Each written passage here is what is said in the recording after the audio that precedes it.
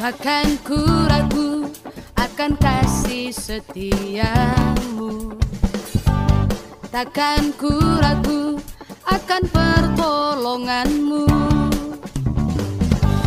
takkan tak pernah terlambat janjimu yang ku tak pernah terlambat, terlambat janji.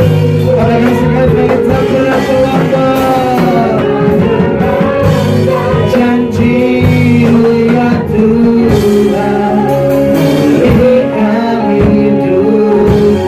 Sebut tangan suara-suara yang meriah. Tuhan Allah kita, haleluya, haleluya. Ini yang kami percaya dalam hidup kami ya Tuhan. Tidak pernah terlambat janji Tuhan terjadi dalam kehidupan kami.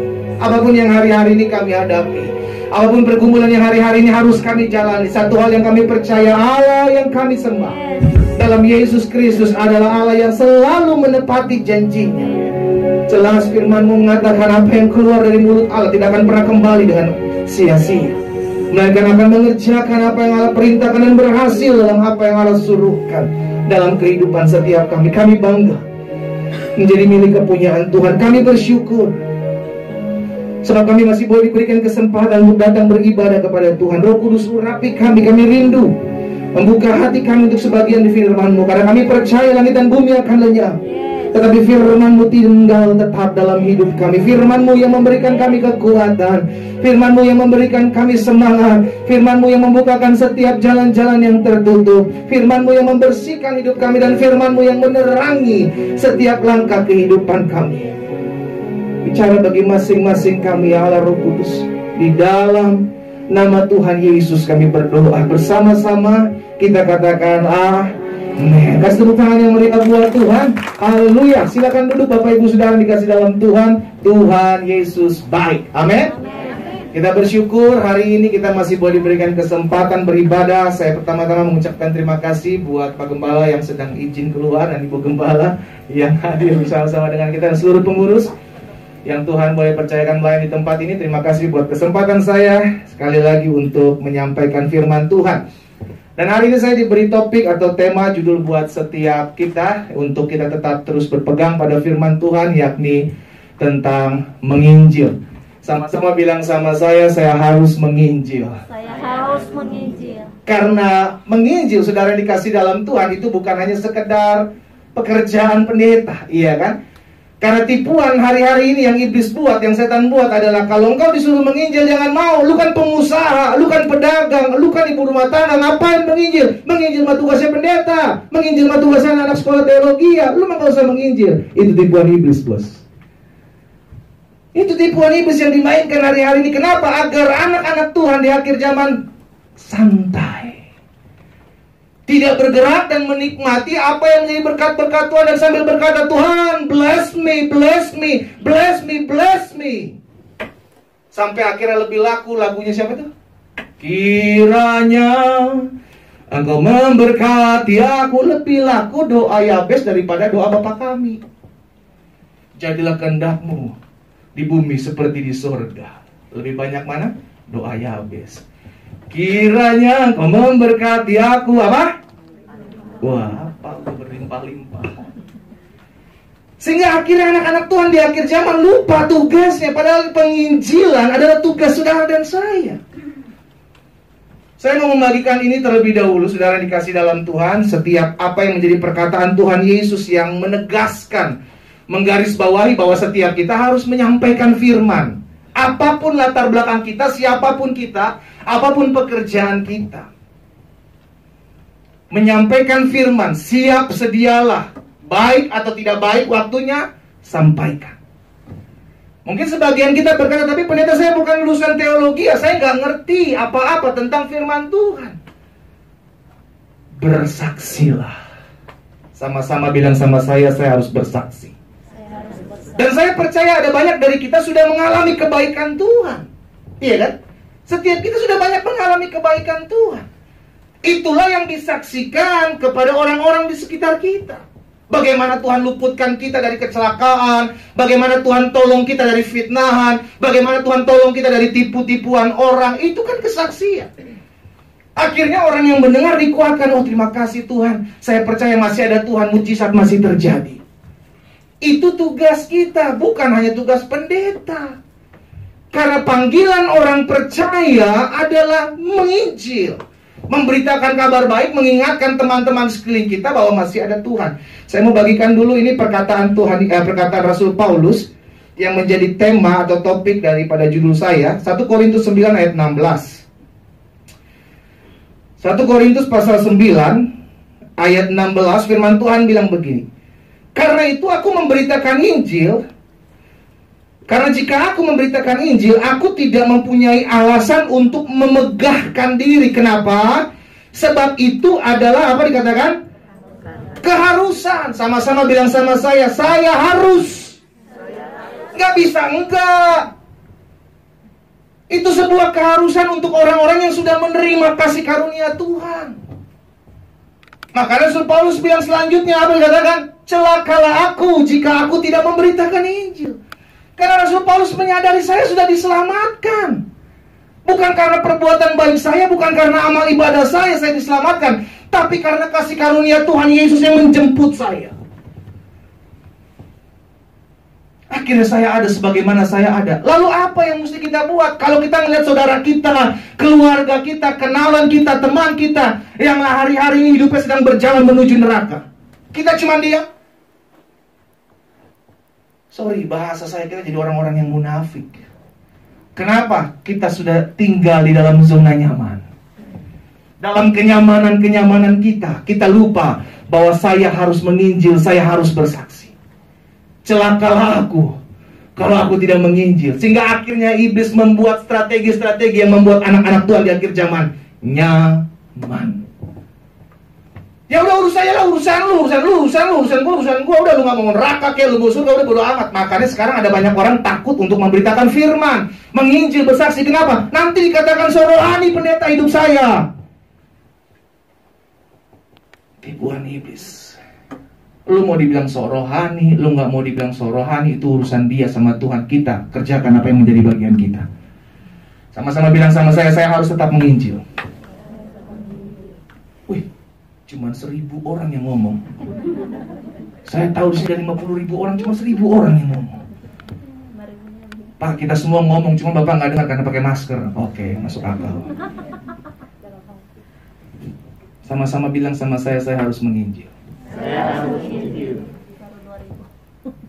Mereka mau datang ke gereja, mereka mau datang ke gereja, itu urusan mereka. Yang penting saya bagikan firman, saya kerjakan tugas saya. Karena ada banyak tipuan-tipuan iblis, akhirnya bilang begini, udah lalu ngapain nyinjirin dia juga udah cukup segala sesuatu. Lihat aja hidupnya tenang-tenang aja kok. Tahu gak saudara? Ada banyak orang menangis di hatinya, tapi mukanya tersenyum. Sehingga kita nggak tahu sebenarnya dia lagi butuh Tuhan. Kita nggak pernah tahu sebenarnya ada hati yang sedang terluka, yang sedang kecewa, yang hari-hari ini perlu kita kuatkan. Kita cuma lihat tampilan luar aja. Oh dia senyum kok, oh dia lagi gak ada masalah, kayaknya pendeta aman dia mah, gak punya pergumulan, hebat dia mah. Bersaksilah ketika engkau dipercayakan ketemu dengan seseorang, bersaksilah bagaimana Tuhan sedang ketemu dengan engkau. Sehingga orang akhirnya dikuatkan dengan kesaksian kita. Nah saya mau ajak setiap kita untuk melihat apa yang menjadi perkataan-perkataan Tuhan Yesus ya. Matius 28 ayat 18 sampai ayat 19, dari ayat 19 sampai 20. Matius 28 ayat 19 dan 20. Ini jelas amanat agung Tuhan Yesus. Ini perintah saudara. Karena itu pergilah, jadikanlah semua bangsa muridku dan baptislah mereka dalam nama Bapa, Anak dan Roh Kudus, dan ajarlah mereka melakukan segala sesuatu yang telah kuperintahkan kepadamu. Ini perintah Tuhan Yesus. Kata-kata yang pertama dikatakan apa? Pergi. Berarti jangan tinggal dalam zona nyaman. Bukan berarti kita harus pergi kayak Abraham, keluar ke negeri keanta beranta. No. Lingkungan-lingkungan kita aja. Minimal kita mau melangkahkan kaki kita, nggak diam di zona nyaman. Ya udahlah, urus-urusan lu lah, gue urus-urusan gue juga masih punya banyak masalah. Kalau kita mau selesaikan masalah kita di muka bumi ini, baru kita menginjil. Saya berani pastikan kau tidak akan pernah menginjil sampai Tuhan Yesus datang. Kenapa? Karena masalah selalu baru setiap hari. Kalau kita kan pengennya ada berkat selalu baru setiap hari. Tapi izinkan saya juga mengingatkan, masalah selalu baru setiap hari. Masalah satu selesai, datang masalah yang baru. Bahkan belum selesai masalah satu, datang masalah yang baru. Untuk apa? Untuk menyadarkan kita bahwa kita perlu Tuhan. Makanya ada pergumulan, maka ada masalah. Kalau ada anak-anak Tuhan berkata, sampai kapan pendeta saya harus menyelesaikan masalah ini? Sampai Tuhan Yesus datang. Selama kita menginjakan kaki kita di muka bumi, masalah akan terus datang, Pak, Bu. Masalah datang. Gak perlu kita undang masalah. Makanya selalu saya bilang, jangan cari masalah. Lu gak cari masalah aja, masalah datang. Apalagi lu cari masalah. Perkataan Tuhan Yesus, pergilah. Keluar dari tempat kenyamananmu. Belajar untuk bersaksi buat orang-orang di sekelilingmu.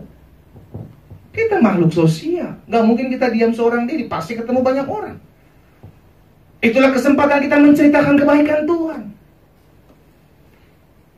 Pergilah, jadikanlah semua bangsa muridku. Tujuannya bukan membawa setiap orang jadi orang Kristen. No, jadi murid Yesus.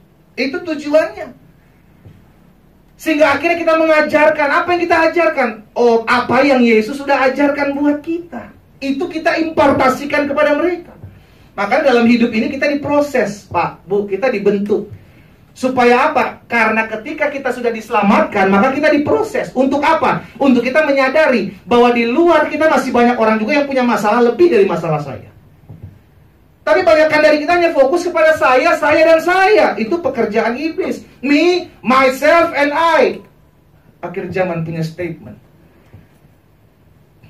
Sehingga akhirnya kita gak peduli lagi. Ya udahlah, gak usah lah, urus dia lah. Kita punya tugas. Kita diselamatkan bukan ada... Nggak ada tujuan. Tuhan Yesus menyelamatkan kita ada tujuan. Bukan cuma iseng-iseng berhadiah. Itu yang pertama, amanat agung. Yang kedua, apa yang diperkatakan Tuhan Yesus tentang pergi atau utus? Yohanes 15 ayat 16.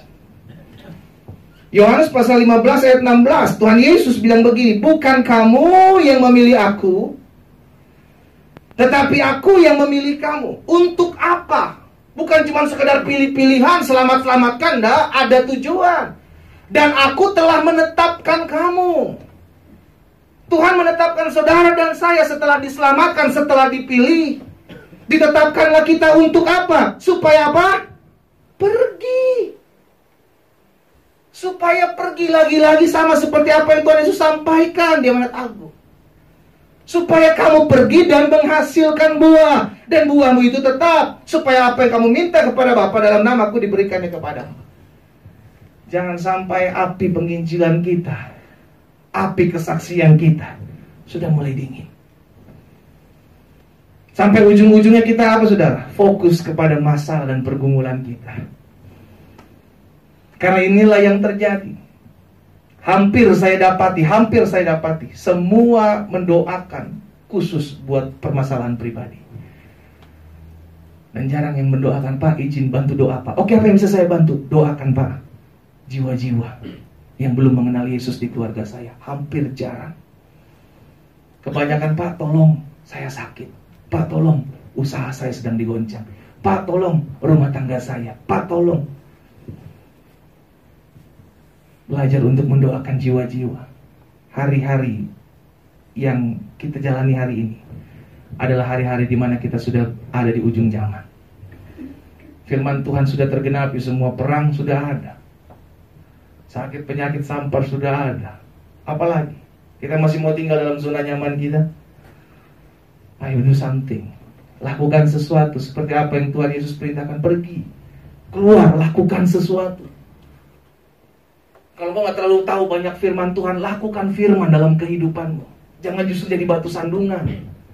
Ada banyak orang bilang, saya gak cakap ngomong, Bang Pendeta, tentang firman Tuhan. Oke, lakukan. Kalau kau tidak pandai menyampaikan firman, lakukan firman. Lebih baik satu ketauladanan daripada 1000 arahan.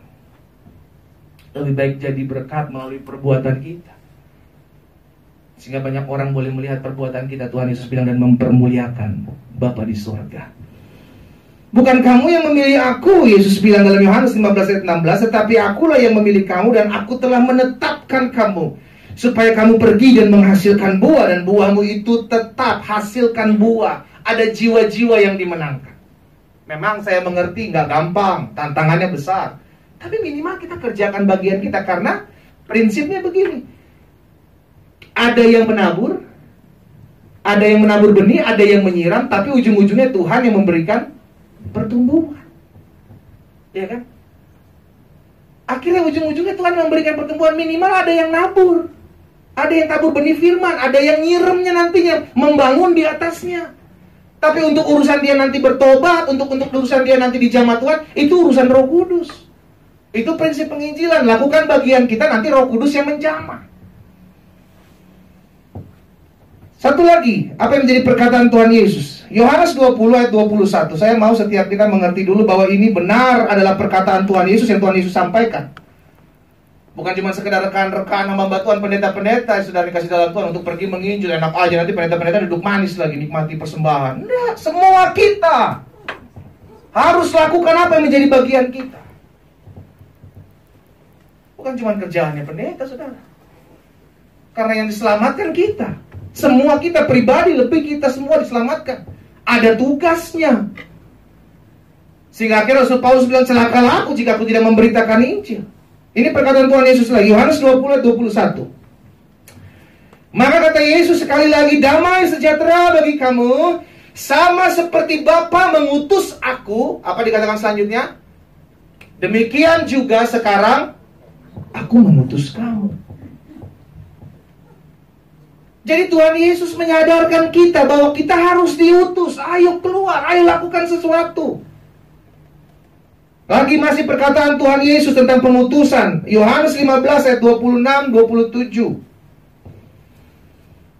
Jikalau penghibur yang kuutus dari Bapa datang, yaitu roh kebenaran yang keluar dari Bapa, ia akan bersaksi tentang aku. Sama-sama bilang sama saya harus bersaksi tentang Yesus.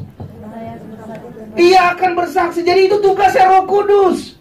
Nah, kalau Roh Kudus sudah dibiarkan ada di dalam diri kita, tapi kita tidak mengerjakan apa yang Roh Kudus mau, ya udah, dia diam doang dalam. Roh kebenaran itu yang diutus dan keluar dari Bapa, ia akan bersaksi tentang aku. Akhirnya kita dimampukan oleh Roh Kudus untuk menyampaikan kesaksian. Tetapi kamu juga harus bersaksi karena kamu dari semula bersama-sama dengan aku. Jadi jelas. Inilah perkataan-perkataan Tuhan Yesus yang membuat setiap kita menyadari setiap kita bahwa saya harus bersaksi. Siapapun saya, apapun latar belakang saya, bersaksi, bersaksi, bersaksi. Supaya semakin banyak orang diingatkan masih ada Tuhan. Supaya makin banyak orang diingatkan masih ada mujizat. Supaya orang diingatkan bahwa kuasa doa itu dahsyat. Nah, saya pelajari di sini ada beberapa hal. Oh, satu lagi, Kisah Rasul 1 ayat 8. Sebagai ayat terakhir. Ini juga perkataan Tuhan Yesus, saudara. Kisah Rasul 1 ayat 8. Tetapi kamu akan menerima kuasa. Oh, dahsyat nih. Kalau Roh Kudus turun atas kamu. Sama-sama bilang sama saya diberi kuasa. Kapan saya diberi kuasa? Tatkala Roh Kudus turun atas hidup kita. Kenapa Roh Kudus turun atas hidup kita? Dan ada kuasa dalam hidup kita. Agar saya bisa bersaksi. Tanda-tanda ini menyertai orang percaya ikan pangkat tangan atas orang sakit dan orang sakit menjadi sembuh. Kuasa untuk apa? Untuk mendemonstrasi doang kuasa Tuhan? No, untuk bersaksi. Sehingga ketika orang disembuhkan, orang datang sama Tuhan. Kuasa itulah yang diimpartasikan dalam hidup saudara dan saya. Sehingga akhirnya dengan kuasa itu banyak orang memuji Tuhan Yesus. Melihat kuasa Tuhan Yesus. Bagaimana kuasa itu mau bekerja kalau kita santai aja? Bagaimana kuasa itu mau bekerja kalau kita hanya fokus kepada diri kita sendiri? Tidak lagi mempermuliakan nama Tuhan. Wow, ngeri saudara. Akhirnya benarlah apa yang dikatakan firman Tuhan. Kasih kebanyakan orang akan menjadi dingin. Orang nggak peduli lagi ngelihat orang lain jatuh dari dosa, dalam dosa. Orang nggak peduli lagi ngelihat mereka jalan menuju neraka. Nggak peduli. Kenapa? Karena kasihnya dingin. Karena saya percaya orang yang punya kasih Allah, dia nggak akan tenang melihat orang-orang lain jalan menuju neraka. Minimal kita mengingatkan. Mereka terima nggak terima utusan mereka sama Tuhan, bagian kita mengingatkan. Saya pelajari ada beberapa hal kenapa kita perlu menginjil. Yang pertama jelas kita perlu menginjil karena itu adalah perintah Tuhan, amanat agungnya Tuhan. Ketika Tuhan akan pergi ke surga, maka Tuhan memberitakan itu. Pergi, jadikanlah semua bangsa muridku. Pesan terakhir Tuhan Yesus yang betul harus kita kerjakan dan memang harus kita lakukan. Ini perintah. Yang namanya perintah berarti harus dilakukan. Pergi, jadikanlah semua bangsa muridku. Nggak usah bangsa, minimal orang-orang di sekeliling kita. Makanya zaman sekarang kan semakin canggih. Di tangan saudara itu ada gadget yang bisa saudara pakai di sosial media saudara. Pakai kemajuan-kemajuan teknologi itu untuk bersaksi, bos. Jangan cuma dagang di sosial media lu. Curhat. Saya ditindas, saya teraniaya, awas lu ya ketemu sama gue. Dimasukin di sosial media. Saksikan dong bagaimana Tuhan tolong saya, bagaimana Tuhan bela saya. Ada 1000 teman, 1000 menyaksikan kebaikan Tuhan. Lu gak kemana-mana, cuma di rumah, cuma pegang handphone. Itulah kemajuan zaman sekarang yang bisa kita pakai, yang bisa kita gunakan. Sehingga akhirnya banyak orang melihat kebaikan Tuhan dan akhirnya tersentuh hatinya. Nah, bicara tersentuh itu urusan Roh Kudus. Itu karya Roh Kudus. Jadi yang pertama, pergi, jadikanlah semua bangsa muridku. Itu adalah perintah Tuhan. Kita perlu menginjil karena yang pertama itu adalah perintah Tuhan. Mesti, kudu, harus, wajib. Hukumnya nggak bisa enggak. Karena nanti kita akan ditanya, apa yang sudah engkau lakukan dengan kepercayaan yang sudah aku berikan kepadamu. Kita sudah diselamatkan, maka pergunakan keselamatan itu. Maka Rasul Paulus bilang gini, kita sudah diperdamaikan dengan Allah dan kita dipercayakan menjadi alat pendamai. Jadi itu tujuan kita diselamatkan, bukan untuk santai-santai, berleha-leha dan senang-senang. Saya sudah diselamatkan, saya anak Tuhan, saya diberkati. Tapi tujuannya jelas. Rasul Paulus bilang supaya saya bisa menjadi alat pendamainya Tuhan, karena saya terlebih dahulu sudah diperdamaikan dengan Allah oleh kematian Kristus. Karena saya sudah diperdamaikan dengan Allah untuk kematian Kristus, maka saya dipercayakan tugas pendamaian ini, agar saya mendamaikan orang lain dengan Kristus. Sama-sama bilang sama saya, itu tugas saya. Amin. Belajar untuk lakukan minimal selangkah, maju selangkah dari apa yang selama ini sudah tidak kita pernah lakukan lagi. Yang kedua, kenapa kita perlu memberitakan Injil? Karena kita sudah mengerti kebenaran.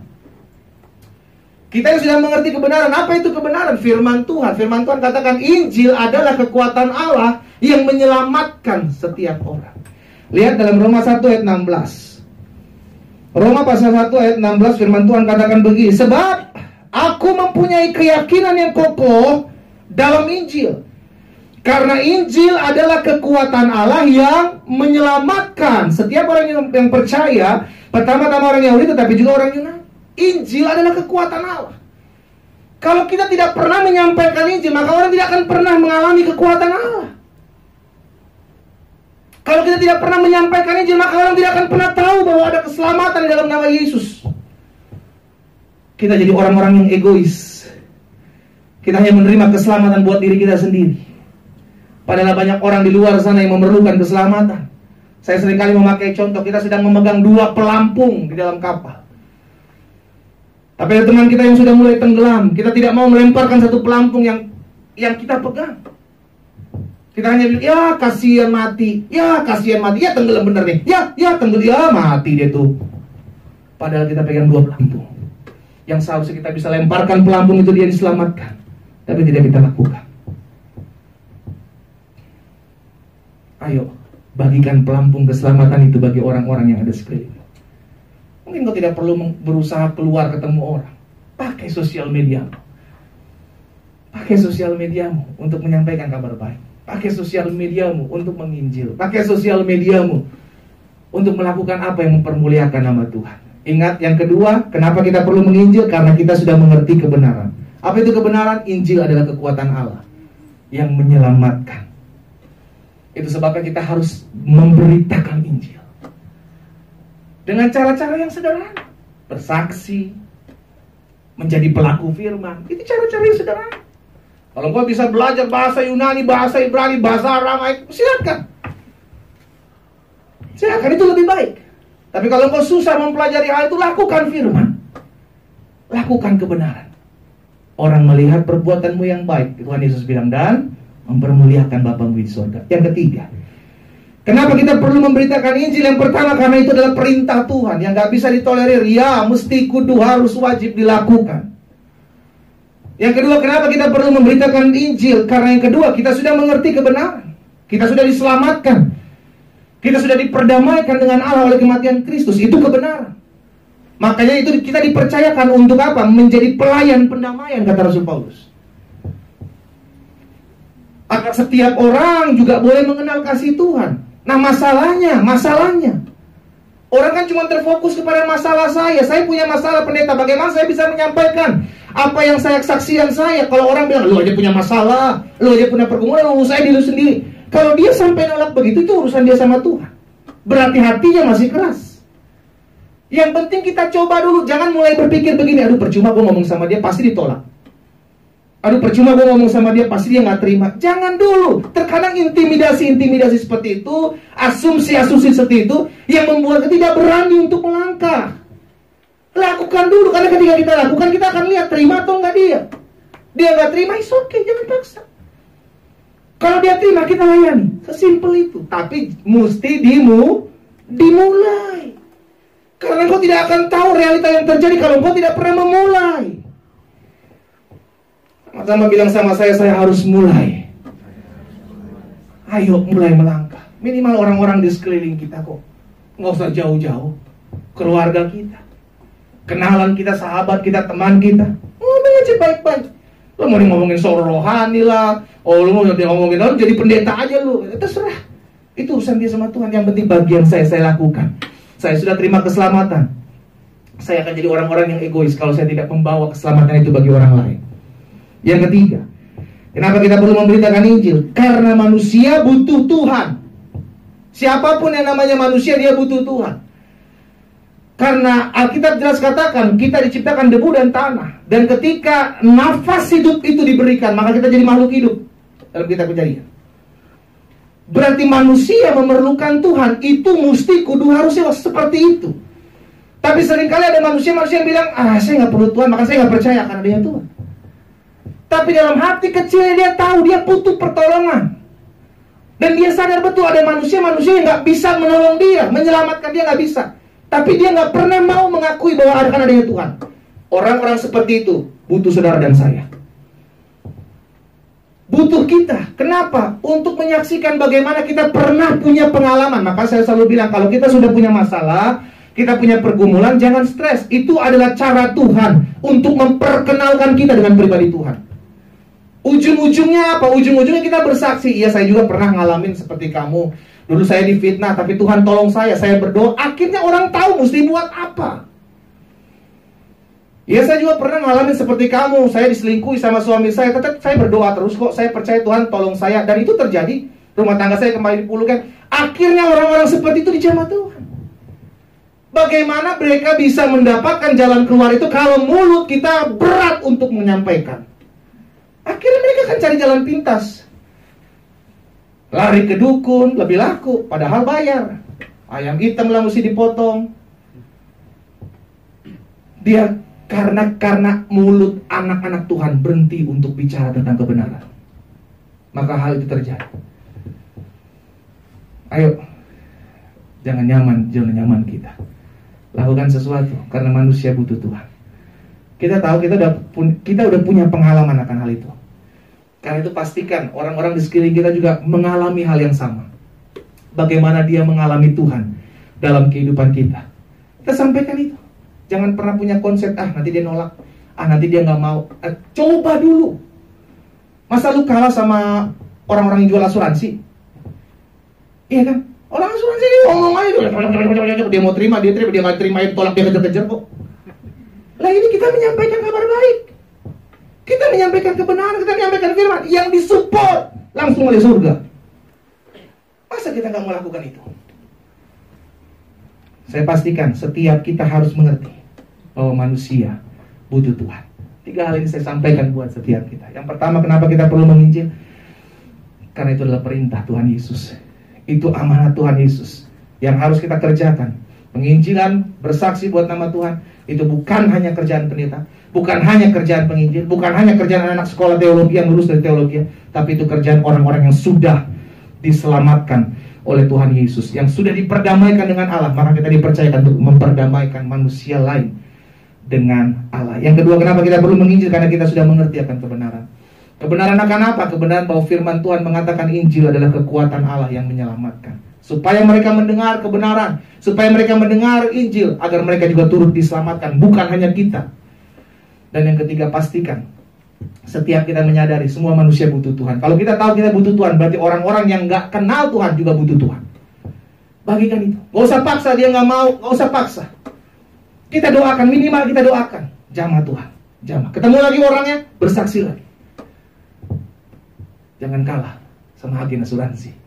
Karena surga support kita, surga dukung kita, Roh Kudus menyertai setiap kita. Saya dan kita semua bangkit berdiri. Haleluya. Terima kasih Bapa yang baik. Kami bersyukur, kami bersyukur, kami bersyukur. Sebab kami tahu kasih-Mu begitu besar dalam hidup kami. Kami bangga memiliki Allah seperti-Mu, Allah yang menyelamatkan kami. Allah yang bukan hanya menyelamatkan kami, Allah yang juga menyertai kehidupan kami. Allah yang bukan hanya menyelamatkan dan menyertai kehidupan kami, tapi Allah juga yang memperlengkapi kami. Allah yang mempersiapkan kami untuk menjadi pribadi-pribadi yang menjadi pembawa-pembawa damai. Sehingga melalui kehidupan kami ada banyak umat Tuhan, ada banyak anak-anak Tuhan turut dikuatkan. Bahkan ada orang-orang yang belum mengenal Kristus, mereka pun turut diselamatkan bersama-sama dengan kami. Kami berterima kasih buat kebenaran firman-Mu saat yang indah ini ya Tuhan. Kami percaya bukan suatu kebetulan kami hadir pada saat ini, tempat ini. Ada pesan Tuhan yang Tuhan mau sampaikan. Kami tahu kami berasal dari sampah, di mana kami jauh dari Tuhan. Kami tinggal dalam kegelapan, kami tinggal dalam kenajisan, kami tinggal dalam hawa nafsu. Tapi kami diselamatkan oleh kasih karunia Tuhan. Bukan karena perbuatan baik kami, bukan karena amal ibadah kami, karena kebaikan Tuhan. Itulah yang menyelamatkan kami. Itu sebabnya kami perlu Tuhan. Dan biarlah kami diberikan kemampuan, kekuatan untuk bersaksi, untuk menginjil. Sehingga melalui hidup kami ada banyak umat Tuhan lainnya juga boleh dikuatkan. Ada banyak orang-orang yang masih jauh dari Tuhan diselamatkan dalam nama Yesus. Bapa, hamba berdoa buat setiap umat Tuhan yang secara khusus hadir pada hari ini. Berikan api penginjilan dalam hati kami. Berikan api kebangunan rohani dalam hati kami. Sehingga kami tidak terfokus dengan pergumulan dan masalah kami, tapi biarlah kami terfokus dengan jiwa-jiwa yang masih jauh dari Tuhan. Karena kami diselamatkan, kami tidak mau menjadi orang-orang yang egois, yang melihat mereka tidak diselamatkan. Kami hanya senang-senang dengan keselamatan kami. Kami mau turut mengambil bagian, kami turut mau terlibat dalam penginjilan, dalam kerja-kerja Allah untuk menyelamatkan banyak jiwa yang terhilang. Terima kasih Bapa. Apa yang Tuhan sampaikan dalam hati hamba sudah sampaikan. Hamba berdoa sehingga firman termaterai. Langkah hidup kami semakin hari semakin mempermuliakan nama-Mu. Di dalam nama Tuhan Yesus kami berdoa. Sama-sama kita katakan amin. Kasih tepuk tangan yang meriah buat Tuhan. Haleluya.